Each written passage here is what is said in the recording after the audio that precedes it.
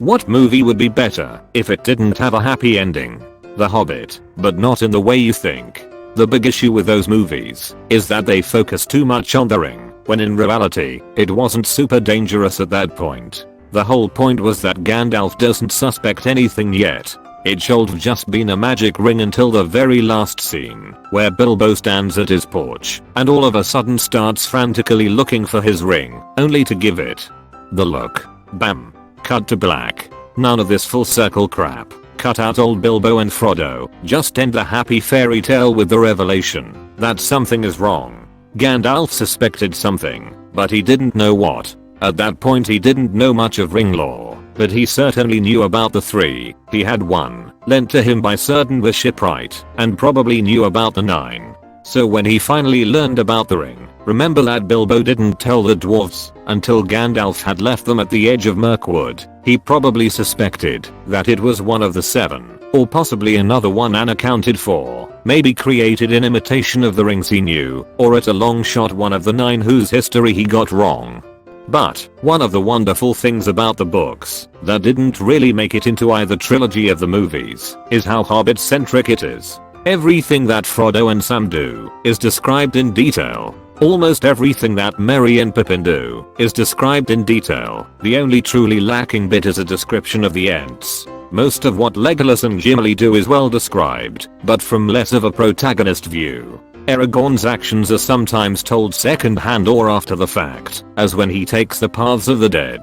Gandalf's actions are often told in flashback, his imprisonment by Saruman, for example. And Boromir's actions are only described second-hand. This makes sense if you think of the book as being written by Frodo. He would have had long conversations with Sam and Merry and Pippin until he left to go over the sea. Legolas and Gimli probably visited often. Aragorn might have shown up once and may have written his account down himself, but he was too busy being a king to give great detail. Boromir, alas. And Gandalf simply couldn't explain everything he did, both because trying to explain it would place a burden on the hobbits, and because he simply wasn't good at explaining. War of the Worlds. No way the sun makes it back alive. Was hoping someone would say this. I remember seeing it in theaters and enjoying myself. Then that scene happens, and I instantly got turned off from the movie.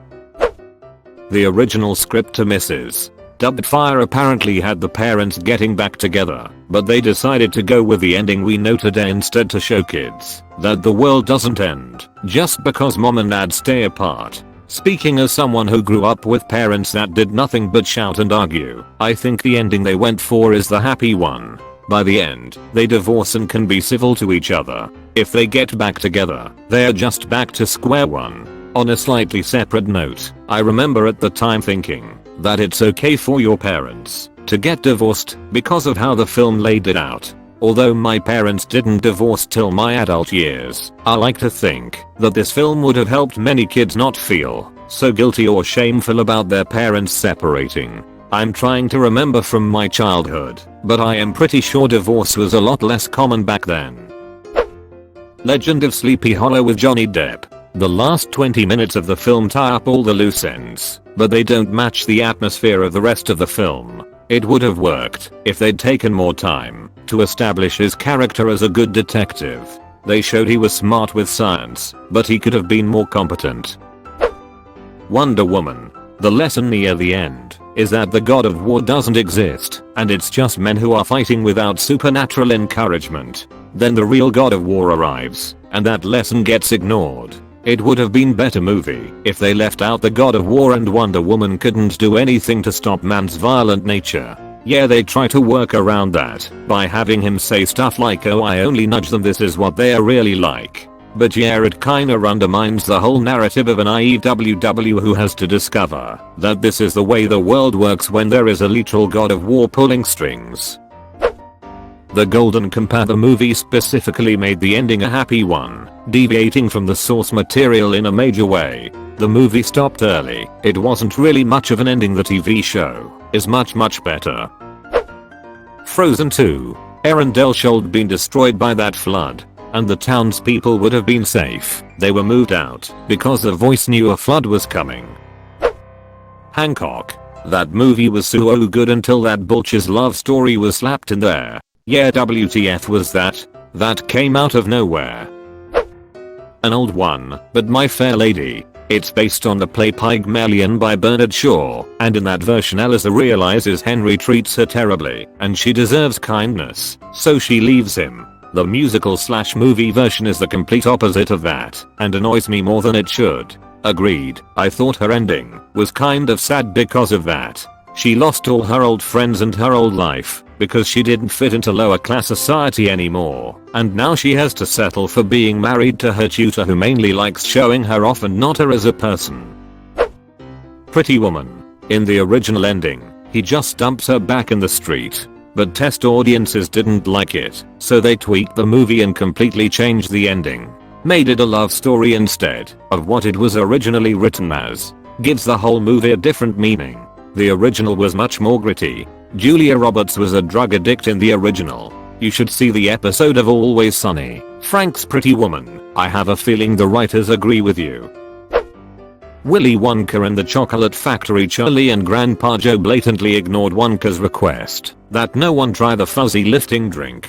The only reason Charlie was able to relinquish the gobstopper was because he was the only one to evade catastrophe. Marizo Grandpa Joe were no more deserving for the empire than the other kids. Obligatory/R/Grandpa Joe had. The stage musical is good. The fizzy lifting drink isn't in there. Instead at the end Wonka says that the gobstopper counts as Charlie's year's supply of candy and is going to leave him with nothing. Grandpa Joe is mad, but Charlie's okay with it, but leaves some ideas for candy in Wonka's notebook, and that makes Wonka give him the factory. Also 3 of the other children are explicitly killed on stage. Veruca has her limbs torn off by squirrels, Violet explodes, and Augustus is ground to bits. Wonka complains that he's going to have to pick his bones out of the chocolate. Close bracket. I'd like to have more realistic romance movies, where they build up a great romantic relationship, and all seems perfect, and then he/or she just leaves, because of cinches. Because that's reality. Name some romantic movies where this should happen at the end. The breakup. I thought they were going to get back together, and was surprised when they didn't at the end.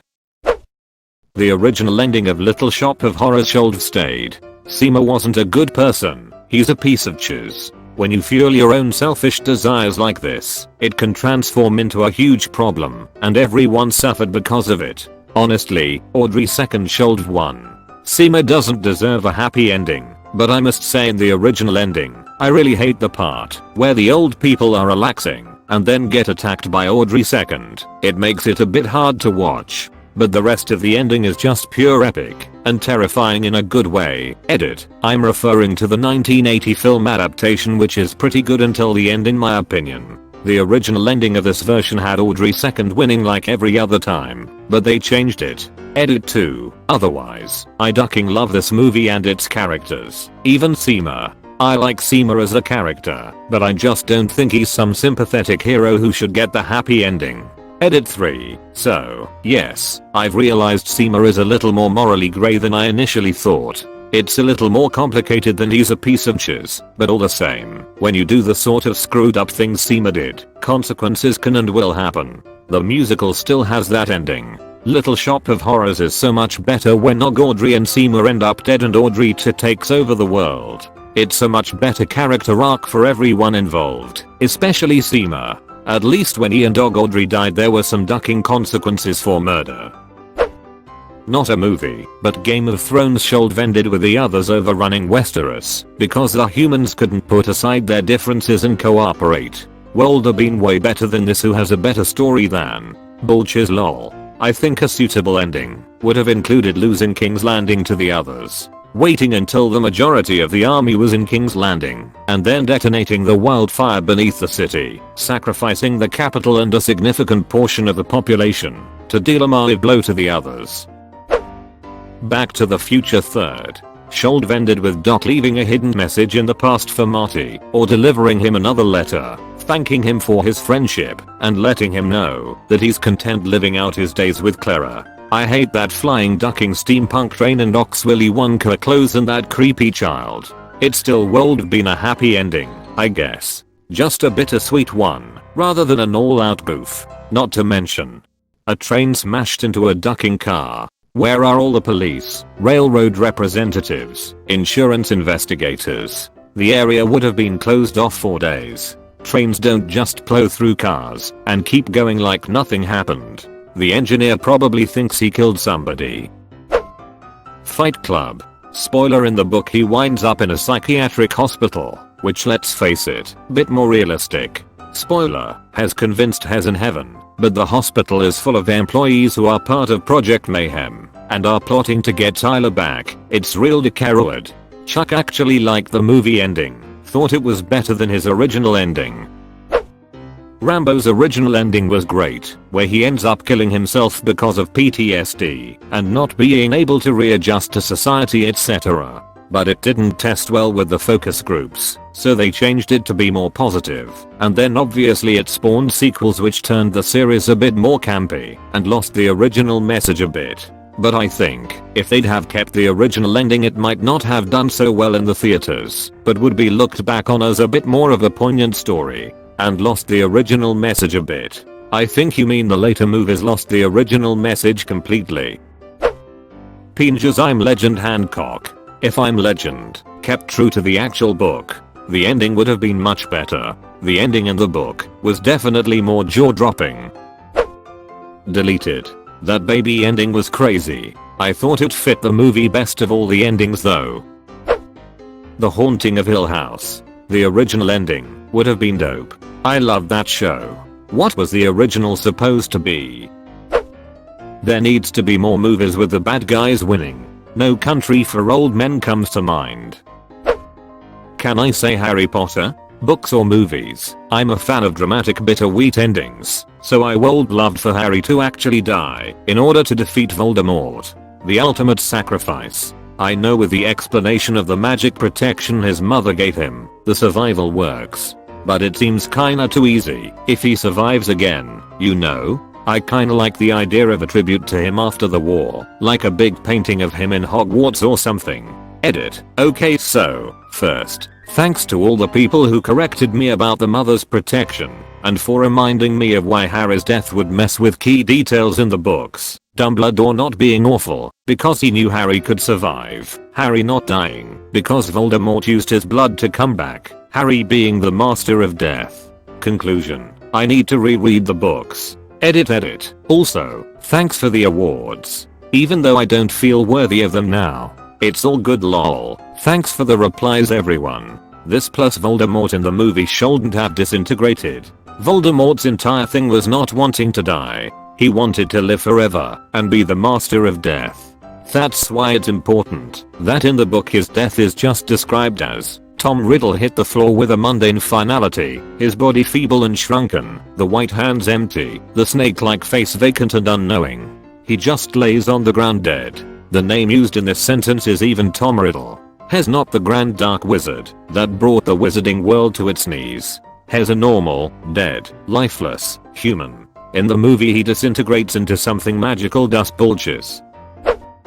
The Devil Wears Prada. In the book, Andy does not give the clothes to her co-worker Emily. She sells them in a second-hand store to pay rent. And most of all, Miranda doesn't send a no. Andy is great, you should hire her letter to the magazine. They give a cookie cutter ending.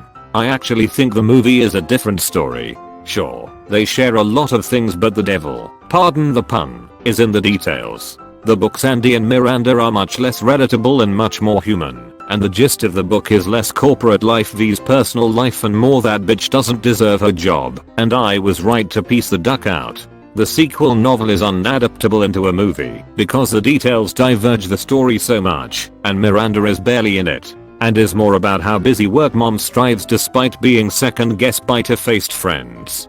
For my money, I like the movie better as it was more of a general life story, while the book was a scandalous tell-all from Vogue's editor-in-chief sex assistant. They took that and made another story. Star Wars: The Rise of Skywalker. There were a lot of things that could have been better, and the ending is one of those. She's a Palpatine, not a Skywalker, goddammit. I was really confused when it was announced that The Descent part 2 was being made, considering that Sarah, the last character left alive, dies right at the end of the film? Was this going to be a sequel investigating the disappearance of the cavers? Was it going to be a prequel? It turns out, neither. The end of the original film was rewritten for American audiences after test screenings revealed that they thought the original ending was too depressing. I'm of the opinion that the original ending was far more powerful and horrifying, but I suppose that filmmaking is a money-making enterprise and North America is a huge market. It just feels weird to have a sequel to a cut of a film that was never released theatrically in the UK. As a North American, I want to say that your thoughtful and interesting comment is not positive enough for me. Please change it. Have a great day. The In-Betweeners 2 with the boys dying in the Australian outback. Love this. Maybe they could go full Dudley and Stevens on each other and then have 20 minutes of just depressing court scenes of them all justifying why they ate Jay. I can't believe no one's mentioned 28 Days Later. The official release that was in theater/DVDs has Jim, Hannah, and Selena in some fairy tale cottage in the mountains knitting a hello quilt, and they are seen by a fighter jet. In the original ending, Hannah and Selena take Jim to an empty hospital and try to save him, but he dies on the table. Selena tells Hannah that they have to keep moving, and the last shot is of them still wearing the dresses, covered in blood, carrying guns, and presumably walking towards their death. It was changed to the happy ending because test audiences didn't like how sad and hopeless the original felt. TL. Doctor, test audiences are terrible things. This is one of the few times I prefer the saccharine ending. I wanted Jim to live. I might have accepted an ambiguous drive into darkness. This may seem dumb, but in Frozen 2 I hated the ending. The entire movie felt like it was lost, and then right at the end, when stakes were finally there and something cold had been lost, Nope Elsa rides in on her water horse and saves the day. People like to say it's just a kids movie. Relax whenever I bring this up, but plenty of kids movies and TV shows have dealt with this kind of stuff and many are still loved to this day. Imagine how cool an ending would be where after the kingdom was destroyed we get a small montage of the citizens of Erendel and the Lost Forest working together to rebuild the kingdom, showing that now they can finally be united as one instead of that stupid ending where Elsa leaves again. Yeah, it felt weird to me that none of the Northuldra people attended Anna's coronation. I saw some supposed concept art where the town was rebuilt with the forest motif in the architecture to include them, but it was a while ago. Law-abiding citizen, it wasn't happy, but the bad guy certainly didn't win. You could argue he did because Fox said, "I don't make deals with murderers anymore," and walked into the sunset.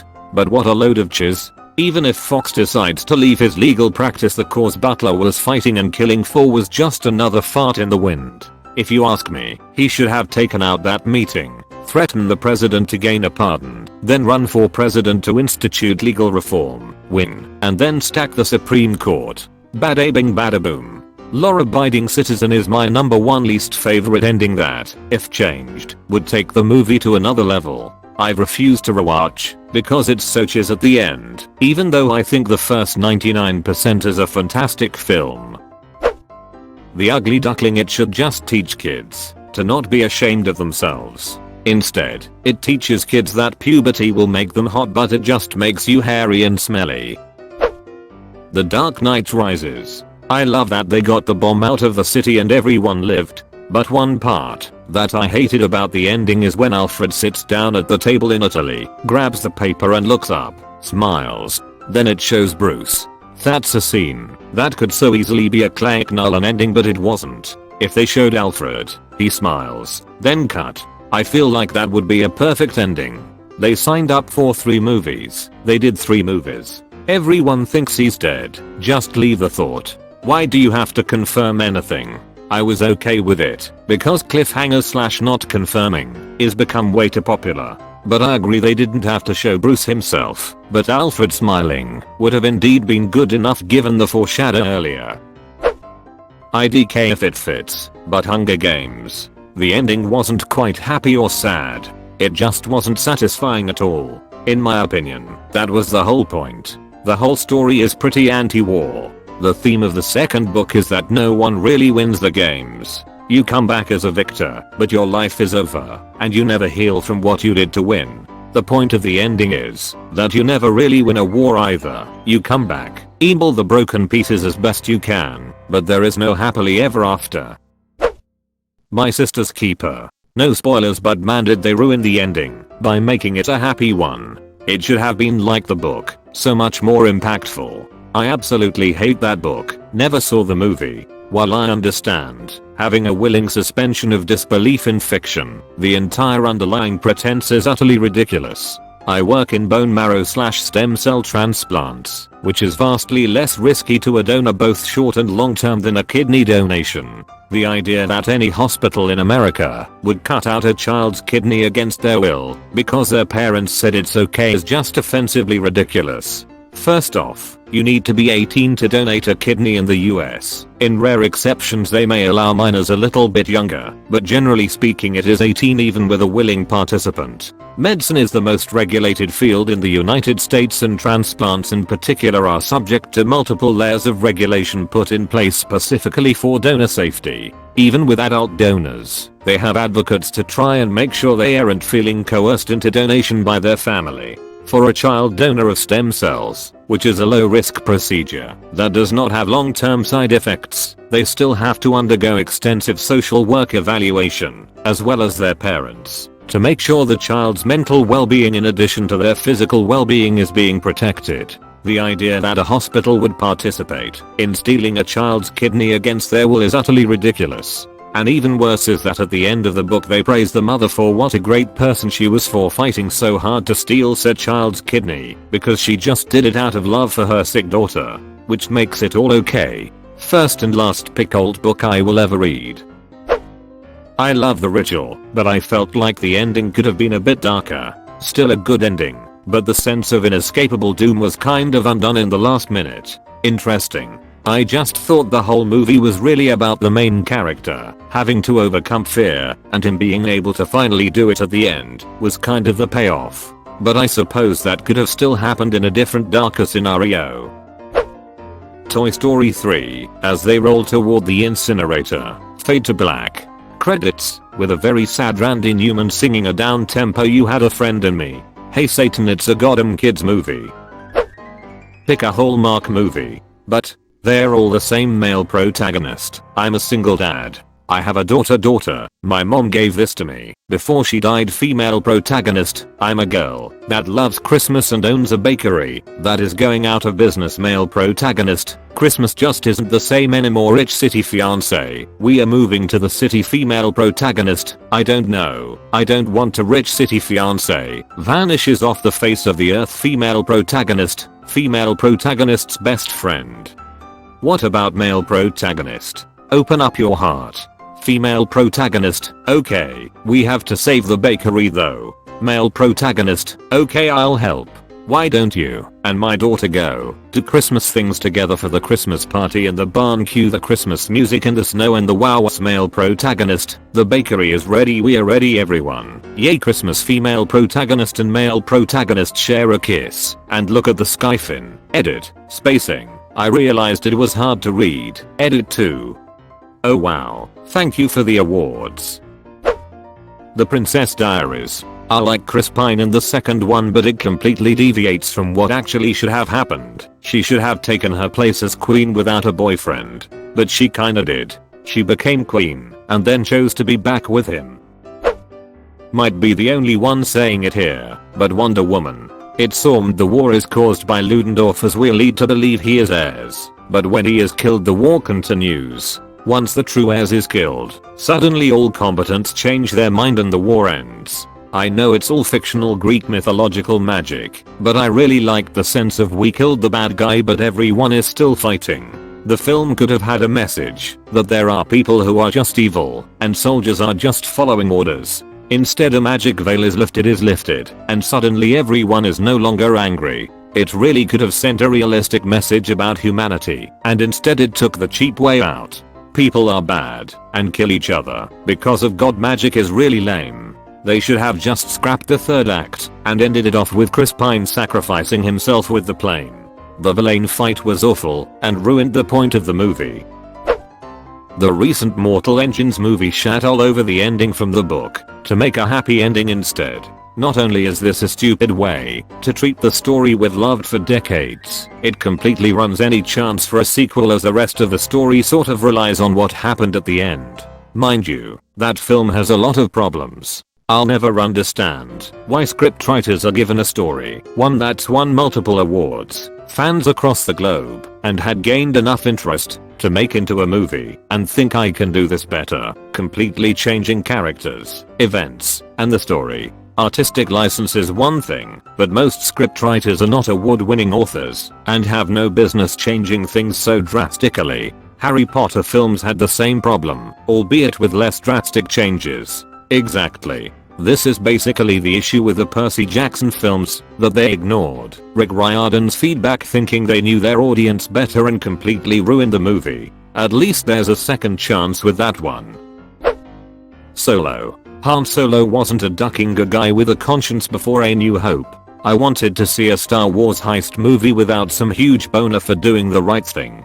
Disney sucks. I still like the book version where he started out good-natured, but had it burnt out of him by a series of betrayals and losses.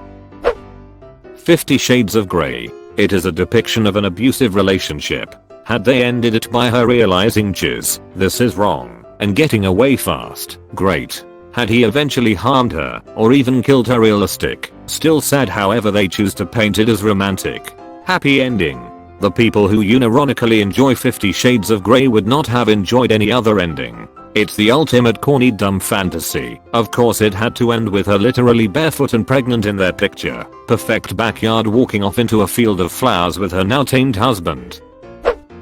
Dodgeball was originally supposed to end with them losing, which I think would have made for an interesting ending, because life isn't always fair and the underdog doesn't always come out on top. I guess it tested really badly with audiences though, so not a lot of people feel the same way. I think it's a funny story that they were basically made to change it, which is why the end is so over the top silly/happy. I think the prize money chest even says like "Do Sex Machina" or something on it. Still, as post-credit fat dance, are you happy now? But I think the sad/realistic ending just wouldn't fit the tone of that movie and would just be really weird.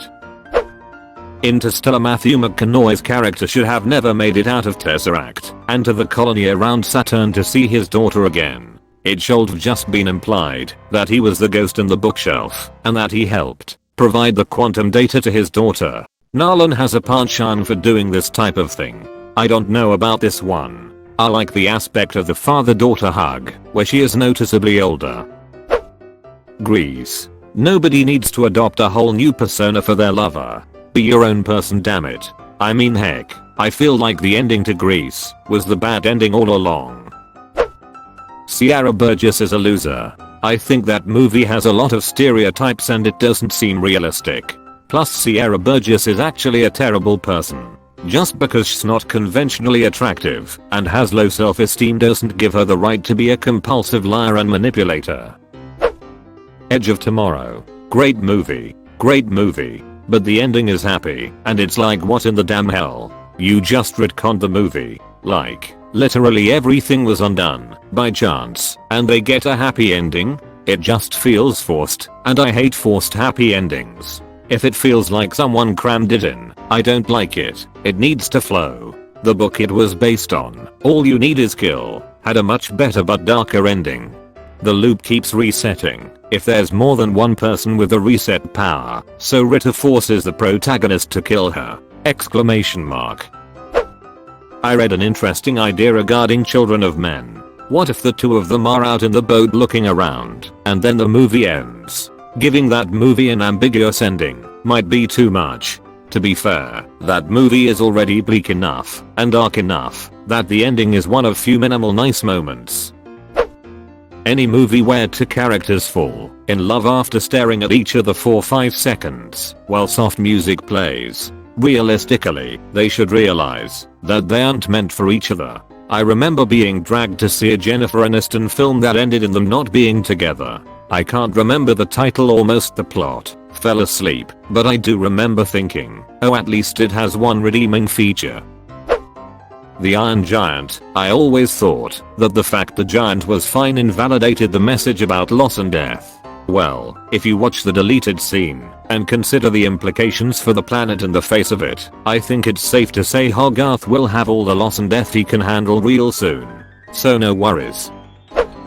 Breakfast at Tiffany's. The ending of the book was that Paul lets her go. The point of the book was a critique on the author's mother who would use people and run from her problems like Holly. She spent most of the movie being charming, leeches tea, and it all works out. Boo. Personally, my favorite thing about the movie is that Paul and Holly are both ducked up, but Paul deludes himself into thinking that He's totally fine, while Holly is totally self-aware. I think the ending is fine, but I think it would have been better, but different, if Holly had kept the cat in the cab and thrown Paul out. I will note that Audrey Hepburn is in one of the few bittersweet rom-coms I like, Roman Holiday, and it's spectacular. You understand why they can't be together, yet the journey of the movie still feels incredibly meaningful. What saves the ending is that Holly has already ripped Paul a new one about his issues, so he actually realized she was right, fixed his mistakes, and became legitimately better. This makes it somewhat satisfying when he tries to return the favor at the end.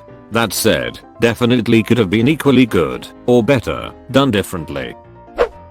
WALL-E. It felt like the ending message was you can absolutely destroy the entire planet beyond all recognition, pollute it, consume until humans can't function, and the earth is covered in garbage, and it will be just fine. It feels like the kind of mindset that prevents action on climate change and other environmental issues. The fact is that there are things from which we don't know if we can recover. I read it as humanity, literally, needing to get off its collectiver to actually change things. Not a movie, but Dexter. If they didn't do the boat on the fog with a beard epilogue, best case, end with season 4. It was a perfect ending.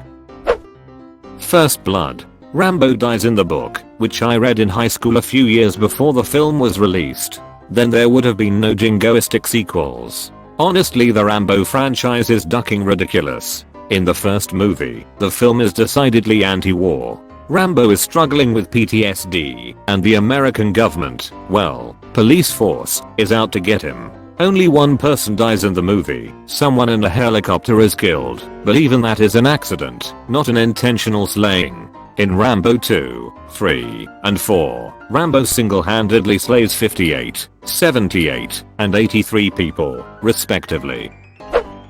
James Cameron's Avatar. Spoilers for an 11-year-old movie below. About 2/3 of the way through the movie, the corporate soldiers are burning the sacred tree, the Na'vi are fighting back and losing. Jake Sully gets pulled out of the Avatar tank, and all is lost. He gets tossed into a prison cell, gives a final line, something like "I was a soldier who thought he could bring peace." Sooner or later, though, you always have to wake up. Then, the screen fades to black. For several seconds, when I was watching in the theater, I thought the movie was over. And I got shivers. Up until that moment, it was a standard gringo fantasy. After that moment, it goes right back into being one. In that moment, though, it felt like something profound. I wish they'd had the balls to just roll the credits then and there. You're one of the only people I've encountered who actually remembered the names of any of the characters in that movie. Amazing theatrics, especially amazing in 3D, but the character development was garbage.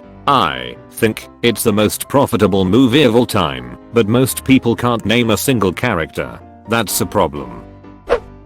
Game of Thrones. The Night King should overrun Winterfell. The heroes narrowly escape to King's Landing where they make their final stand against Cersei and the Night King. Gives a better chance for Jaime to get his redemption arc saving Jon or Arya or something, and Bran can do some last-ditch effort walkers that allows whoever is still left alive to escape to find what's west of Westeros. If I'd had my way, they would have ended the episode, and maybe the season, holed up in Winterfell ready to make one last heroic stand after losing the battlefield. But as they get ready to fight, they instead have to watch helplessly as a vast horde they failed to stop instead streams past into the unprotected south.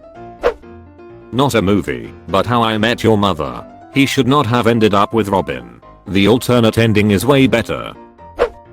Wreck-It Ralph. I feel like him sacrificing himself for everyone else, including those who didn't accept him, was a really good ending to his character. He accepted himself despite never receiving validation from the other characters. I kinda felt like him being saved at the end was a cop-out for a happy ending. I think it would have been a more impactful lesson that self-worth is given to yourself and you don't need others' validation to feel good about yourself. Yet at the end, they give him all the rewards and praise which hit the very opposite of what they were teaching. But yeah, no, kids movie and all. Oh man, I don't know if my heart could have taken him actually dying. It gets me every time he starts reciting the villain support motto on the way down. Baby Driver, not so much a happy ending as an unnecessarily moralistic one. I don't see why they had everything after the point where he and Deborah encounter the cops. The whole court case and him serving his time seems so unnecessarily moralistic, particularly considering he straight up killed bats. The film should have ended on him facing the roadblock, cut to black, sound of revving and squealing tires, roll credits. Guy has stolen maybe hundreds of cars, participated in dozens of armed robberies, some resulting in people's deaths, has gotten rid of bodies, but serves 5 years cause has a good kid who just got mixed up with some bad people. The Rise of Skywalker. It would have been epic if Rey turned Ro the dark side and then Ben Solo would have to try to turn her back. She should have died and Ben was the Rise of Skywalker. They had the perfect moment to have him redeemed and take up the mantle again after leaving his name behind. The Jackal. For some reason I always rooted for the bad guy in that one. Basically any horror movie. If you are stupid enough to go check in on a ghost, you don't deserve a happy ending. I disagree personally. Part of why I don't like horror movies is that so many of them have tacked on twist bad endings, where it seems like everything is fine then the bad guy comes back to life and murders everyone. I love movies with horror element, but most straight horror movies are contractual obligated to end with everyone dying horribly, whether or not it makes any sense. A tacked on bad ending is as annoying as a tacked on happy ending. The Little Mermaid. It's supposed to end sadly. The Disney version teaches terrible lessons. She was a girl who has everything but wants more. And gets more. She made a deal with Ursula. She didn't like the outcome. So suddenly she wants out. Her poor choice didn't just put herself at risk, but also her friends and family. But that's okay, because they matter less than her happiness. Looks alone are enough to make a prince fall in love. You don't even need a real conversation. She's beautiful as a mermaid. But the prince likes legs, so let's become something different for him. And more. I'm Legend. The best part of the novel was the hero realizing that he was actually the villain all along. Can you explain this? I haven't heard this before, or read the book. Hollywood ruined the remake of I'm Legend sort of. Not that the ending was happy, but they simplified it and it basically just means that most of the movie's foreshadowing is left without explanation. The whole story is about a monster who hurts people, but the ending is supposed to reveal that the monster was Neville who had been abducting the people who had been transformed by the virus. They still had social bonds and are revealed to be somewhat conscious. That is the I'm Legend part. He was seen to the virus people as a boogeyman who kidnapped them in their sleep. They foreshadow a lot of it, but in the end they just went with the more shallow climax with hero saving woman and child from human eating monsters. Such a waste. Frozen. I tell people all the time the story would have been better had Elsa gone evil and her sister and company had to stop her. Wasn't that the original Snow Queen story? Stardust. Great adaptation, but putting a happily ever after instead of the beautifully bittersweet ending the book had felt even more contrived than the fight scene. For those interested in the book ending, we kind of have a Aragorn Arwen situation going on here where Tristan is a mortal man and Yvain is a star, so she is immortal. And while they do live happily ever after, that is only until Tristan dies as a very old man and Yvain lives on forever. And there is this implication going on. The final thing said between the witch, the villain, and Yvain is the witch telling Yvain that she made a mistake giving Tristan his heart. Because sooner or later he is going to break it, like all men does. And it is sort of implied, but not stated, that his death as an old man broke her heart, and she lives on forever. Hear me out. Spoilers below. Obviously Men in Black 3. If Agent J sacrificed himself for Agent K and actually died, it would completely change the feeling of the whole trilogy. That world meant that Agent K knew that Agent J would die eventually, and that would become the reason he always kept a certain distance between them. Understanding that the whole point of Agent J's existence is to protect the Earth and to be stuck in a time loop. The loop itself would mean that becoming an agent is the cause of his father dying, while the father's death is the cause of him being an agent. Thus it would make all of Agent J's life and eventually death more heartbreaking. Okay, probably very unpopular opinion, but I think The Shawshank Redemption would be far more impactful if the original, non-happy ending had been preserved. Fading out on that long overhead pan away from Red's bus, with his voiceover saying I hope. Maybe he makes it to that beach in Mexico with Andy, maybe not, but the point of the ending is that one man taught another to find hope again. The actual narrative outcome doesn't really matter. It definitely should have ended like this, but that wouldn't have made it a sad ending. The whole point was hope. Deleted. It's flat out abuse, not BDSM or other kinks. People who are actually in the community absolutely abhor that movie because it shows BSDM in a horrible light and basically romanticize abuse. Also, she never signs the contract, and the acting is just awful. Truly feels like parody Twilight, which is technically what it is. Dark Knight Rises. The idiom landing the plane often refers to deftly getting out of a situation where you've written/talked yourself into a corner. The fact that Bane at the beginning of that movie says his plan is crashing this plane with no survivors, and then the movie itself ends as a spectacular cheese show that almost sours the whole trilogy does make some neat meter. Avengers Endgame. Imagine if, after a 3-hour movie, Thanos won again anyway. Pinges. Chris Pratt dying and leaving Jennifer Lawrence with the decision of being alone, or waking up another person from hypersleep would have saved that movie. Any movie that kills off a character and then brings them back for some bullshit reason at the very end to force a happy ending.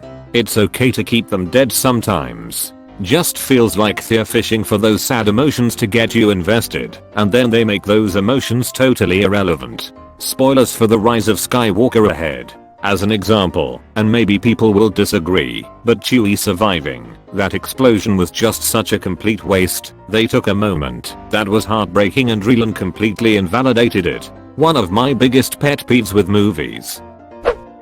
War of the Worlds from 2005. I was really disappointed when the sun showed up at the very end. Breakfast Club. Someone had told me that movie ended with a suicide pact, and it really changed the tone of the entire movie. I'm glad that didn't happen. I'm not someone that wants rosy endings all the time. However, I don't think you need dark endings all the time either. Each movie is different on this. Breakfast Club was far better as is. Pinges. I wanted the ending to be Chris Pratt's character dying, then Jennifer Lawrence's character waking up another Pinger, carrying on the creepy cheese show. That stalker movie definitely didn't need a happy conclusion. Click. Adam Sandler keeps speeding up the chisty parts of his life. Eventually, the remote goes put of control, and he speeds towards death without having experienced most of his life. At the end we realize it's all been a dream. He learns his lesson, and lives happily ever after. Without the happily ever after crap, the message would really sink into the audience. Your life is precious, and it's ending a moment at a time. Cherish every moment, even the chisty ones. Soon enough you'll be dead, with no more moments left. Don't you still get that message, even though it was a dream? Dragon Ball Evolution. It would be better if everybody just died before the movie begins, right? AI. The actual ending is pretty dark. He brings back his mother, a real living person, just so he can get his needs met. He's come full circle to using her as a tool. It just doesn't feel dark tonally because it's Spielberg. Kubrick would have nailed it. That part was directly from his original treatment.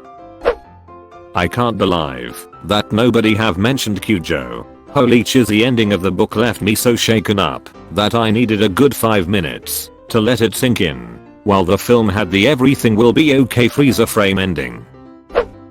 Oh my, you watched until the end? That's fucking awesome, dude. Thanks for watching.